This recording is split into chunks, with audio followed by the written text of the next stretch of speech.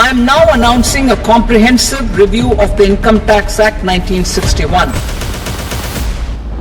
Today we are discussing one of the most talked about topics, the Direct Tax Code 2025. Within 6 months, we will have the tax code or the Income Tax Act. With the government proposing a complete overhaul of the Income Tax Act of 1961, this could be the biggest tax reform in decades. But what does this mean for us, especially the middle class and investors? We'll deep dive and break it down all for you.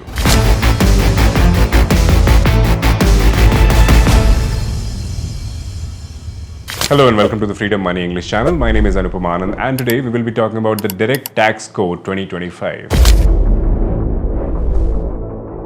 Why the Direct Tax Code is being introduced Is very clearly understanding the requirement of the people and giving them a flexible way of transitioning towards a simpler, easier and easy to comply system. The income tax of 1961 has been in place over 60 years now.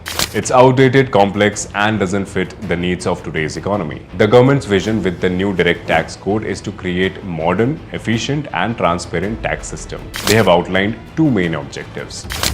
Simplify the tax structure. The new system will remove many of the current deductions and exceptions, making the tax filing process faster and easier for taxpayers.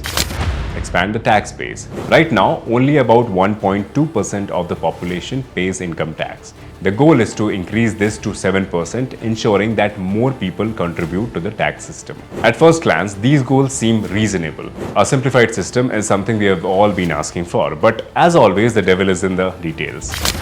What does simplification really means? The government has emphasized making the tax system simpler, and one of the major ways they plan to do this is by eliminating deductions and exemptions. For example, you will no longer need to calculate deductions for investments like insurance or tax saving funds. Capital gains taxes will be integrated with regular income taxes, meaning fewer forms and calculations during tax filings. Sounds great, right? But here's the catch. The new system will expand TDS, tax deducted at source, and TCS, tax collected at source, to almost all types of incomes. This means taxes will be deducted upfront on everything from salaries to investments. Salaried individuals who already contribute a significant chunk of the total tax revenue will feel this very immediately. The middle class paradox. The government says it wants to reduce the tax burden on the middle class. But here's where things get tricky. Tax brackets are changing. While the 30% tax bracket surcharge may be removed, the highest tax rate is expected to increase to 35%. For middle class taxpayers edging into higher brackets, this could lead to an increased burden. Capital gains will be taxed as regular income. Now this is a significant change. Currently, capital gains are taxed at lower rates depending on the holding period. Under the new system, these will be taxed at your income tax rate. For example, if you are in the 35% tax bracket, you will now pay 35% on both your salary and investment gains, compared to the current system where long-term gains are taxed at lower rates like 10% or 15%. This change hits hard, especially for those who are investing to grow wealth over time. Impact on capital gains and investments. The changes to capital gains taxes are particularly concerning for investors. Let's break it down further. Long-term versus short-term gains. Currently, long-term capital gains on stocks and mutual funds are taxed at a flat 10%, while short-term gains are taxed at 15%. So with the new system, all these gains will be merged into your regular income tax slab. Let's have a look into the real estate. For property sales, long-term capital gains currently enjoy indexation benefits and reduced taxable income. Now, these benefits may also disappear under the new regime. Now, what does this mean for you? If you are an investor looking to earn returns beyond inflation, these higher taxes reduce the net benefit of risky investments. For example, average stock returns in India are around 12 to 15%. After adding inflation 6 to 10%, your net return may only be 2 to 5%.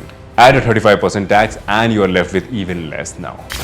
A history of changing policies. The Direct Tax Code's approach to capital gains follows a pattern we have seen before. DEP funds. Previously promoted with tax benefits, these advantages were removed in 2023, leaving investors with higher tax liabilities. Sovereign gold bonds. Once considered a safe investment, changes in gold prices and reduced custom duties diminished their appeal and returns for investors. Mutual funds. Over the past decades, campaigns encouraged people to invest in mutual funds for long-term wealth creation. Now, with changes to capital gains taxation, withdrawals from these funds may result in significantly higher taxes. The takeaway here is that while the government often promotes certain investments, policy changes later erode their benefits. And we can see that clearly here. Now let's see the brighter sides of the direct tax code of this year. It's not all doom and gloom. Here are some positives that could be out of this reform. Relief for salaried individuals. The government has hinted at reducing tax rate for the middle income salaried class. If implemented, this could be a significant win for working professionals. Uniform corporate taxation. Domestic and foreign companies will now be taxed equally, creating a level playing field and potentially boosting Indian businesses. However, it's worth noting that political donations remain untaxed, a missed opportunity to bring more transparency to the system. Who wins and who loses?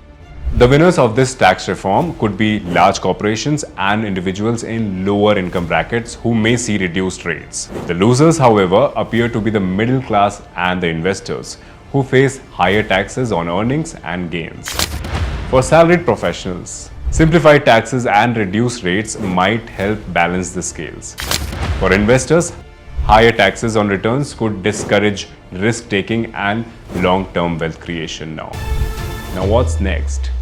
The Direct Tax Code 2025 is expected to be finalized in the upcoming budget announcement. Until then, many of these changes remain proposals, but they signal the direction the government is heading to. Now, if you are concerned about how these changes might affect you, now is the time to start planning. Review your investments, track your expenses, and consider consulting a financial advisor to navigate these shifts. You want to learn or you want to grow as an entrepreneur, you want to become financially free. So yeah, make sure to download the Freedom app and you get a category subscription just for $3.99. So this app doesn't just help you to learn, it also helps you to earn. Make sure to download the app and learn everything. As we all know, knowledge is the most precious wealth to acquire. Final thoughts. The Direct Tax Code 2025 is being introduced with the promise of fairness, simplicity, and modernization. But as we have seen, its impact will vary widely depending on your income, investments, and spending habits. What are your thoughts on these proposed changes? Do they seem fair, or do you think they shift the burden unfairly to the middle class? Let me know that in the comment section below. So now, if you found this video helpful, don't forget to like, share, subscribe, and hit the bell icon if you haven't done that yet, to stay updated with more insights and more videos like this. Thank you for watching, and I'll see you in the next video. My name is Anupam Anand. Thank you for watching Freedom Money English channel.